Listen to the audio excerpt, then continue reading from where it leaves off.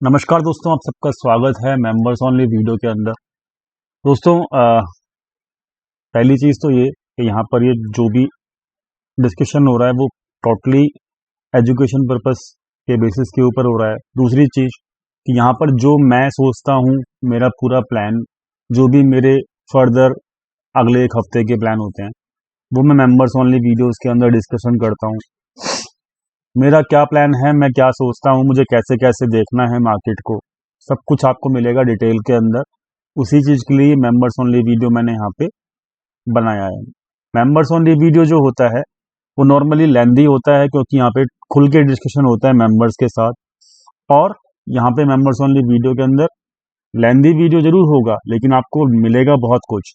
तो दोस्तों, members only video के अंदर जो हमने लास्ट संडे को बात की थी, दो वीडियो आती है हमारी, संडे को और वेडनेसडे को। तो आज वेडनेसडे है, मिडवीक वीडियो है, तो आप चेक कर सकते हो पहले कि निफ्टी की हम चर्चा कर लेते हैं फटाफट से। तो निफ्टी के अंदर हमारी क्या बात हुई थी, यहाँ पे मार्केट था, मार्केट यहाँ पे था संडे को, सॉरी यहाँ पे था मार्केट, इस वाली कैंडल पे था। 23 जुलाई फ्राइडे की क्लोजिंग हुई थी। तो हमने संडे को पोस्ट करके बताया था आपको कि यहाँ पर अब आप 900 के आसपास, 850 से लेके 900 की रेंज में अगर आप प्रॉफिट बुकिंग कर लें तो आपके लिए बहुत बेहतरीन होगा।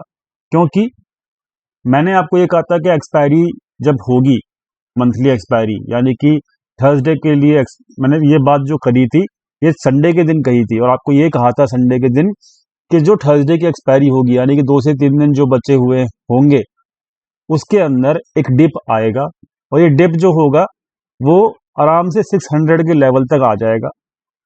तो वहां पर हम लोगों ने जो डिस्कशन किया, उसके बाद आप चेक कर सकते हो लगातार 3 दिन से गिरावट रही, और आज तो जो गिरावट हुई है वो माशाअल्लाह हुई है, मतलब उम्मीद से दुगनी गिरावट हुई है। और 600 तक की उम्मीद थी, लेकिन गिरावट हो गई। एक्चुअली में जो आज का लो बना है वो आप चेक कर सकते हो, 513 की लो बना है। तो मतलब उम्मीद से दुगना मार्केट दे रहा है, अगर आपकी एनालिसिस बिल्कुल परफेक्ट होती है तो भगवान की कृपा है कि हम जितनी भी मेंबर्स ओनली वीडियोस के अंदर डिस्कशन करते हैं, वैसे क्या वैसे मार्केट चलता है और कोई दिक्कत अभी तक नहीं है। तो अच्छी बात है, चलना चाहिए। डाटा पॉइंट्स की पावर होती है, डाटा पॉइंट्स जो होते हैं वो सही बताते ही हैं, और इसमें कोई दिक्कत होना नहीं चाहिए।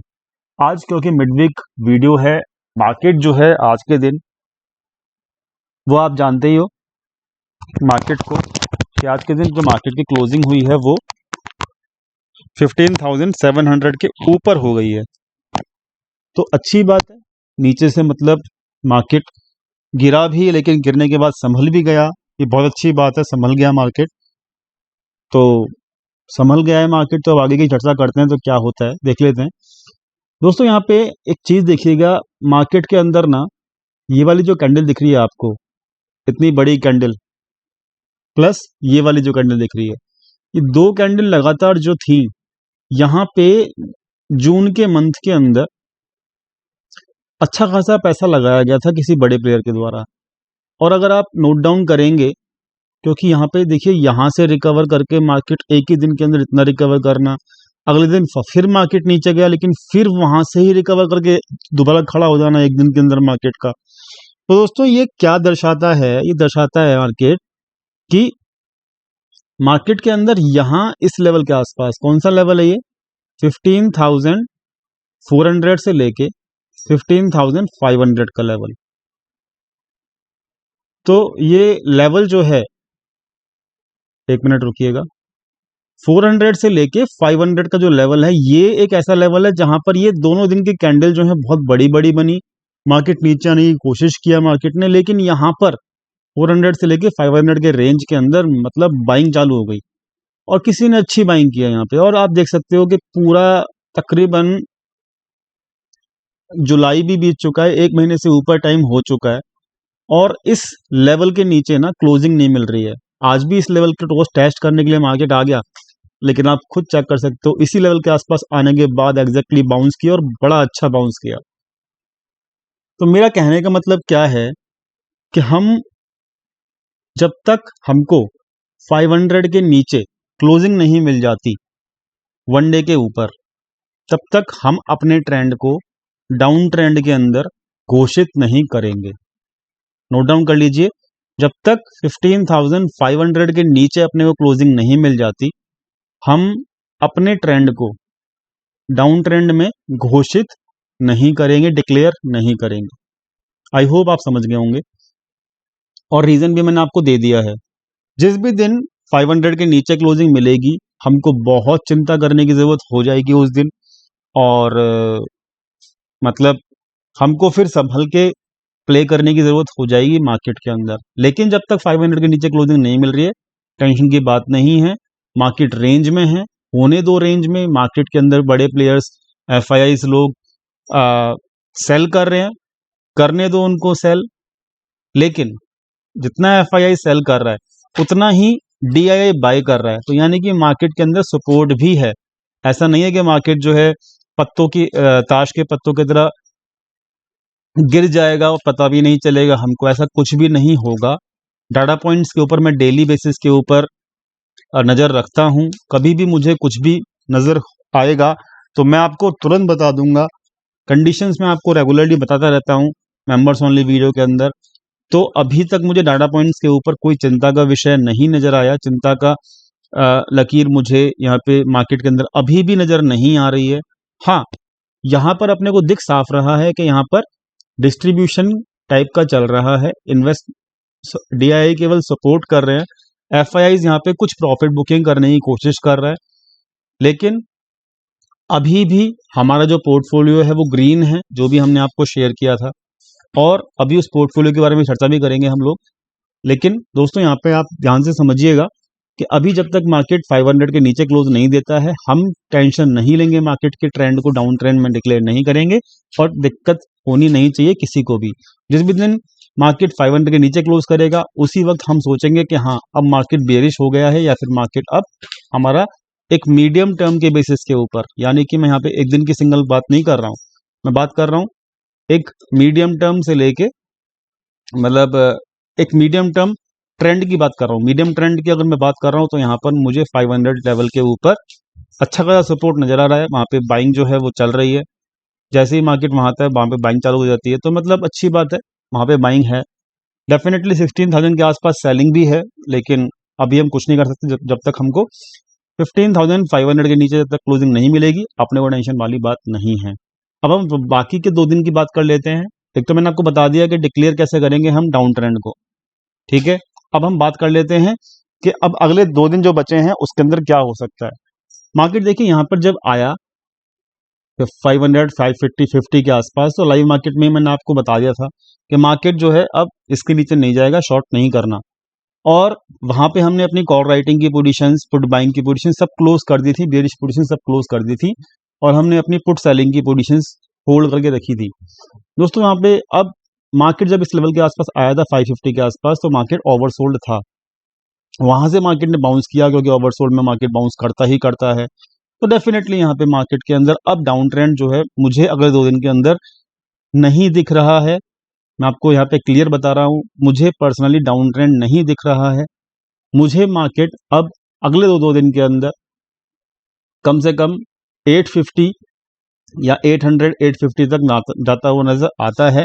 गिरता पड़ता हुआ जाएगा, इस बात को आपको ख्याल रखना होगा। मार्केट बहुत स्पीड में नहीं जाएगा, गिरता पड़ता हुआ जाएगा। 850 से लेके 900 के रेंज, मतलब जो हमारी ये वाली रेंज है, दोबारा इस रेंज को कैप्चर कर सकता है मार्केट अगले 2 दिन के अंदर। लेकिन एक कंडीशन यहाँ पे एक है। कंडीशन क्या है, इस बात को आप समझ लीजिएगा। कंडीशन जो है वो ये है दोस्तों कि आज शाम को, मतलब यूएस के हिसाब से वहाँ पे इवनिंग है, मतलब मॉर्निंग होगी वहाँ पे, तो वहाँ पर यूएस की फेड की इंटरेस्ट रेट का डिक्लेरेशन है। सेंट्रल बैंक जो है यूएस का, वो आज इंटरेस्ट रेट के ऊपर डिसीजन लेगा। तो जैसे आरबीआई पॉलिसी होती है इंडिया के अंदर, ऐसे ही वहाँ पे फेड बैंक जो है वहाँ पे यूएस का, वो डिक्लेरेशन करता है रेट ऑफ इंटरेस्ट में। अगर कुछ चेंजेस करने हैं तो ठीक है, नहीं करने तो वो डिक्लेयर करता है क्या चेंजेस हुए हैं क्या नहीं हुए हैं। उसकी अपडेशन आपको मिल जाएगी 11:30 बजे आज रात को होगा इंडियन टाइम के हिसाब से। दूसरी चीज़, इन्फ्लेशन काफ़ी बढ़ा हुआ है ऑल ओवर द ग्लोब और परेशानियां अभी भी हैं। कोविड की सिचुएशन अभी भी चल रही है ऑल ओवर द ग्लोब। तो वहाँ पर सिचुएशन ये है कि इंटरेस्ट रेट बढ़ाना, मुझे नहीं लगता पर्सनली कि वहाँ पर अभी कुछ ऐसा डिसीजन होगा। और इंटरेस्ट रेट अगर नहीं बढ़ते हैं, कांस्टेंट रहते हैं इंटरेस्ट रेट अगर, तो दिक्कत कुछ नहीं होगी। जो हमारा व्यू होगा वो बिल्कुल ठीक जाएगा और 850 900 तक अगले 2 दिन के अंदर मार्केट आराम से अचीव कर सकता है। ये मेरी एक्सपेक्टेशन है। अगर मैं कंडीशन दोबारा लगा रहा हूं, अगर इंटरेस्ट रेट में कुछ भी चेंजेस नहीं होते हैं तब की बात कर रहा हूं। अगर इंटरेस्ट रेट बढ़ाए जाते हैं तो वो नेगेटिव होगा मार्केट के लिए। तो वो फिर मार्केट थोड़ा सा ऊपर, जो कि 800 का रेजिस्टेंस है, तो मार्केट फिर दोबारा से आपको 600 की तरफ आता हुआ नजर आएगा और 550 की तरफ आता हुआ नजर आएगा। लेकिन कंडीशन क्या है, इंटरेस्ट रेट अगर इंक्रीज होते हैं तो यहाँ पर एक ग्लोबल इवेंट है। आज शाम को 1 घंटे बाद आपको मिल जाएगा उसका रिजल्ट। जैसा भी रिजल्ट होगा उसके हिसाब से आप सोच लेना मैंने आपको क्या बताया है। 850 से लेकर 900 की रेंज, यानी कि अगर इंटरेस्ट रेट नहीं इंक्रीज होते हैं, इंटरेस्ट इंक्रीज होते हैं तो 600 से लेकर 550 की रेंज। आई होप आप समझ गए होंगे। तो ये निफ्टी की अगले 2 दिन के लिए यहाँ पे डिक्लेरेशन मैंने कर दिया है, एनालिसिस कर दिया है आप लोगों के लिए। बैंक निफ्टी के लिए बात करते हैं। बैंक निफ्टी में भी देखिए, यहाँ पे जो ये वाली जो 2 कैंडल हैं, यहाँ पे ही बाइंग आई थी और ये दो कैंडल की जो बाइंग है वो 33,900 से लेके 34,000 के आसपास है। और जैसे ही आज भी मार्केट का जो लो बना वो 34,100 के आसपास बना, तो वहीं से मतलब मार्केट ने बाउंस किया और अच्छा बाउंस किया। अब ये जो एक ट्रेंड लाइन दिख रही है आपको मार्केट की, और ये जो गैप दिख रहा है, इसके ऊपर फोकस जरूर रखिएगा। कभी भी बैंक निफ्टी, मैंने पिछले संडे को भी कहा था, मतलब संडे को भी कहा था कि आउट परफॉर्म कर सकता है, लेकिन जस्ट बिकॉज के वहाँ पे निफ्टी के अंदर करेक्शन हो गया और निफ्टी जो है वो बैंक निफ्टी जो है वो निफ्टी का ही क्या कहते हैं पार्ट है। तो यहाँ पर 200 से ऊपर मेरा एक्सपेक्टेशन था 500 तक जाएगा मार्केट, लेकिन 200 के ऊपर 35,200 के ऊपर नहीं जा पाया, वहां से करेक्शन हो गया। और हमने करेक्शन जब होना था आपको बता भी दिया था पहले से पहले ही। बैंक निफ्टी की अगर मैं बात करूं तो बैंक निफ्टी को रेसिस्टेंस आपको 35,200 पे ही मिलेगा इस वीक में। अगर मार्केट अगले 2 दिन के अंदर बढ़ता है तो मेजर रेसिस्टेंस 35,000 का ही है। डिपेंड करेगा कि कल की क्लोजिंग कैसे होती है, कल एक्सपायरी भी है, तो कैसी क्लोजिंग होगी उसके ऊपर डिपेंड करेगा। क्लोजिंग अगर आपकी 34,700 के आसपास होती है, डेफिनेटली फिर 35,000 तक मार्केट जा सकता है। लेकिन फिर दोबारा से मैं बोलूंगा फेडेक्स जो है वो, फिर दोबारा से मैं यही बोलूंगा, फेड की जो इंटरेस्ट रेट डिक्लेरेशन है वो डिपेंड करता है टोटली मार्केट को। अगर मार्केट का, फिर दोबारा से बोलूंगा, यही एक ही चीज रिपीट करूंगा बार बार, कि अगर सब कुछ ठीक ठाक रहा तो डेफिनेटली 35,000 तक मार्केट, 35,100 200 तक मार्केट दोबारा रिक्लेम कर सकता है अगले दो दिन के अंदर। नहीं तो फिर ये दोबारा से अपने सपोर्ट का फायदा आएगा। अगर कहीं से भी ऐसा कुछ डिक्लेरेशन होता है कि इंटरेस्ट रेट बढ़ाए जाते हैं तो इस चीज को आपको समझना होगा। टोटली मार्केट की डायरेक्शन अभी इंटरेस्ट रेट के ऊपर है, जो कि यूएस डिक्लेयर करेगा आज शाम को 11:30 बजे। दोस्तों ये तो बात हुई मार्केट की, लेकिन अभी मैंने आपको ये तो अगले 2 दिन के लिए बताया है, लेकिन अभी मैं दोबारा रिपीट कर देता हूं एक सिंगल लाइन के अंदर। क्या रिपीट करना है मुझे? सिंपल है कि मार्केट के अंदर अभी मुझे कोई दूर दूर तक बियरिश ट्रेंड को डिक्लेयर करने के कोई रीजन नहीं मिल रहे हैं। नियर टर्म और मीडियम टर्म के जो ट्रेंड है उसके हिसाब से अभी तक नहीं दिख रहे हैं डाटा पॉइंट के बेसिस के ऊपर। इस चीज को आप समझ के चलिएगा। I hope I am clear. Rest जैसा भी इंटरेस्ट रेट डिक्लेरेशन होगा वो आपको फ्री टेलीग्राम चैनल के ऊपर मिल जाएगा। फ्री टेलीग्राम का चैनल का लिंक जो है आपको डिस्क्रिप्शन के अंदर है, आप जानते ही हो, और आप शायद सभी लोग ज्वाइन भी होंगे वहां पे। तो ये तो हो गई बात हमारी निफ्टी बैंक निफ्टी अगले 2 दिन के लिए कहां तक जा सकता है। ट्रेंड अभी अगले 2 दिन के लिए पॉजिटिव रह सकता है और कल मंथली एक्सपायरी है, एक्सपायरी ठीक ठाक हो जाएगी, उम्मीद करता हूं ऐसी। अब जो इंपॉर्टेंट बात है वो क्या है, अब आगे समझते हैं। मैंने आपको जो 2 पोर्टफोलियो दिए थे एक तो ये 12 मई को पोर्टफोलियो दिया था जिसके अंदर ये 13 स्टॉक्स थे, चर्चा करेंगे कि स्टॉक की अभी हम। और 1 जून के अंदर 5 जून को 5 जून को ये स्टॉक दिए थे आपको ऐड करने के लिए। जुलाई के अंदर मैंने वेट एंड वॉच किया, पूरा जुलाई के अंदर मुझे अपॉर्चुनिटी नहीं मिली इन्वेस्ट करने की, और मैंने किया भी नहीं अभी तक। आपको 40 स्टॉक्स की लिस्ट बताई थी, उन 40 स्टॉक्स के ऊपर फोकस करने के लिए कहा था, लेकिन मैंने यहाँ पे इन्वेस्टमेंट नहीं किया। उसका रीज़न मैंने आपको बता दिया था संडे के दिन, और संडे से पहली वाली वेडनेसडे वाली वीडियो के अंदर बता दिया था। लेकिन अभी हम चेक कर लेते हैं कि यहाँ पर मुझे अब क्या लगता है, जो हमारे पुराने पोर्टफोलियो हैं उनके अंदर जो भी स्टॉक्स हैं उसके अंदर क्या लगता है, उसकी चर्चा हम कर लेते हैं। और मेरे खुद के टारगेट्स क्या हैं। देखिए, जो ट्रेड्स हैं, ये जो स्टॉक्स थे वो मैंने 12 मई को बताया था। 12 मई से लेके मैंने 3 महीने का कम से कम टाइम आपको मांगा था, और अभी क्या सिचुएशन है चेक कर लेते हैं। मेरा पहला स्टॉक जो है अमृता बैटरी है, 785 के आसपास इन्वेस्ट करने के लिए कहा था, लेकिन यहाँ पर ये स्टॉक जो है वो उल्टा पड़ गया, और इसके अंदर तकरीबन 9% की गिरावट है। यहाँ पर अभी के हिसाब से 714 के आसपास जो है वो इसका करंट मार्केट प्राइस है। लेकिन मैं आपको एक बात बता देता हूँ, ये स्टॉक जो है अभी नज़र में रखिएगा, क्योंकि सपोर्ट जो है ना इस स्टॉक का वो तकरीबन 700 से लेके 720 के आसपास है। अब ये स्टॉक जो है ना अपने सपोर्ट के आसपास आ गया, अभी इसके अंदर लॉस बुक करने का कोई फायदा नहीं है। ये सपोर्ट के आसपास आ चुका है ये स्टॉक, और इसको एग्जिट करने का अब फायदा नहीं है। अगर हम 9% के लॉस के साथ इसको अगर होल्ड कर सकते हैं तो डेफिनेटली हम इसको होल्ड अब तो बिल्कुल करना चाहिए, क्योंकि अब ये सपोर्ट के आसपास है। अभी पूरे पोर्टफोलियो में से केवल एक यही स्टॉक है जो बहुत ज़्यादा अंडर परफॉर्म किया है, बाकी सभी स्टॉक्स ने कैसे धूम मचाई है आप खुद चेक कर सकते हो। बाटा इंडिया जो है वो 21% के रिटर्न के साथ अभी भी बरकरार है, और मैं इसको यही बोलूँगा कि ये स्टॉक जो है वो अपने प्रॉफिट बुकिंग जोन के आसपास बहुत जल्दी पहुंचने वाला है, क्योंकि इसका टारगेट जो आप लिख लीजिएगा 1650 का है। जैसे ही आपका स्टॉक 1600 के ऊपर वैसे ही बैठा है, करंट मार्केट प्राइस आप यहाँ पे चेक कर सकते हो 1598 का है, तो इसके अंदर प्रॉफिट बुकिंग अगर बने 21% का रिटर्न दे चुका है तकरीबन 2.5 महीने के अंदर अंदर। 2.5 मंथ हो चुके हैं और तकरीबन 2.5 महीना हो चुका है, तो 21% रिटर्न मिला है आपको, अच्छी बात है।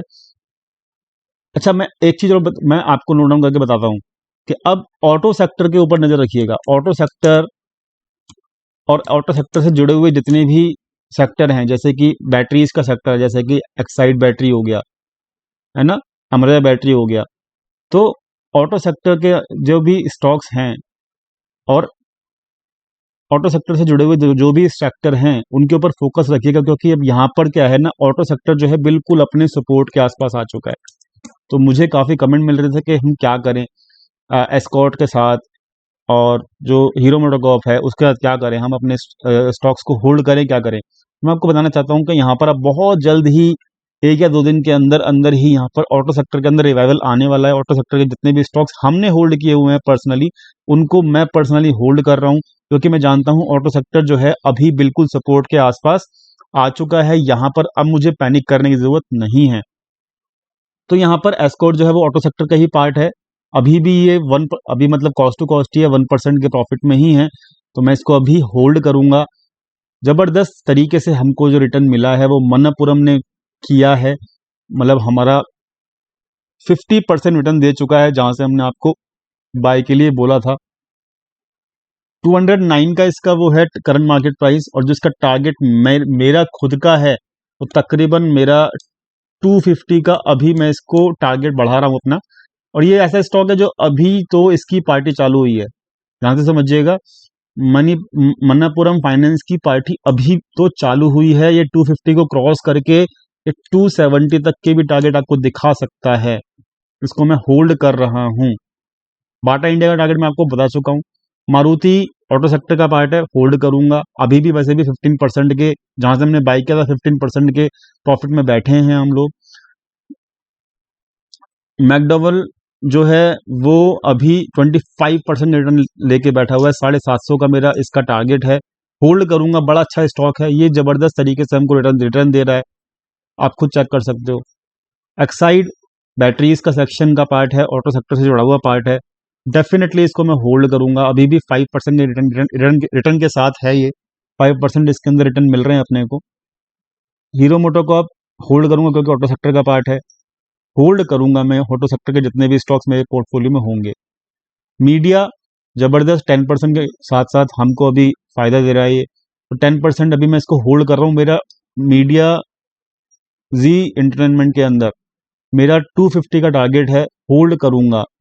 पावर की डिमांड बढ़ी है, पावर फाइनेंस आप खुद चेक कर सकते हो 20% के रिटर्न के साथ अभी भी बरकरार है, और मैं इसको होल्ड करूंगा 150 के टारगेट के लिए। Mahindra and Mahindra, I am holding this stock again because auto sector का स्टॉक है। HCL टेक आईटी सेक्टर का स्टॉक है जबरदस्त, I will hold this because IT sector boom के ऊपर है। 1100 का मेरा टारगेट है इसके अंदर, आप टारगेट भी चेक कर सकते हो। अपने टारगेट आ जाएं, लिख लीजिएगा टारगेट, टारगेट अगर आप क्या रहे हैं तो निकल जाइएगा प्रॉफिट बुकिंग करके।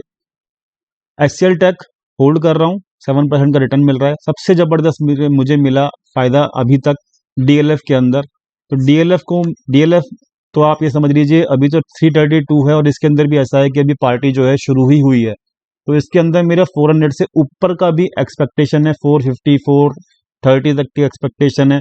तो मैं ये जो स्टॉक्स हैं सभी के सभी मैं होल्ड कर रहा हूँ, और ये स्टॉक्स के अंदर आप चेक कर सकते हो केवल एक ही स्टॉक ऐसा था जिसने अंडर परफॉर्म किया है, बाकी सभी स्टॉक्स जो हैं वो अभी या तो परफॉर्म नहीं कर पाए हैं, और कुछ ने तो बहुत अच्छे से परफॉर्म भी कर दिया। और जो स्टॉक्स परफॉर्म नहीं कर पाए हैं वो हैं ऑटो सेक्टर के स्टॉक्स, वो अब ऑटो सेक्टर के स्टॉक्स परफॉर्म करेंगे। इस बात को का ख्याल रखना होगा, आपको पेशेंस रखना होगा, तकरीबन 1 से 1.5 महीना, और उसके बाद आप खुद देखेंगे, खुद